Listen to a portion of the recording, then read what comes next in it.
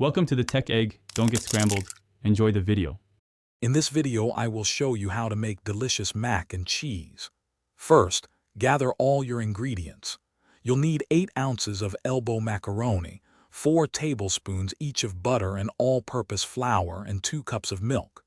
Don't forget 2 cups of freshly grated cheese, such as sharp cheddar, for the best flavor.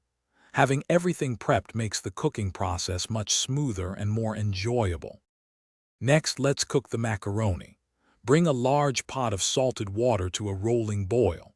Add your 8 ounces of elbow macaroni and cook it according to the package instructions, typically for 7 to 9 minutes until it's al dente.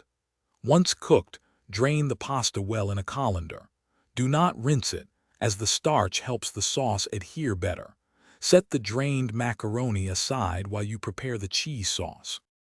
Now for the star of the show, the cheese sauce. In a saucepan, melt 4 tablespoons of butter over medium heat. Whisk in 4 tablespoons of all-purpose flour to form a roux, cooking for about 1 minute.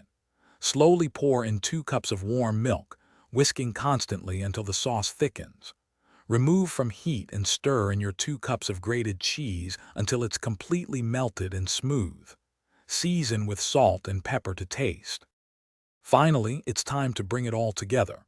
Add your drained, cooked macaroni directly into the warm cheese sauce. Stir gently with a spoon or spatula, ensuring every piece of pasta is thoroughly coated in that creamy, delicious sauce.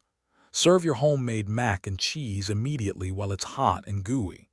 This classic comfort food is perfect as a main dish or a delightful side. Enjoy every single bite. Thanks for watching. Consider subscribing if I helped unscramble your problems.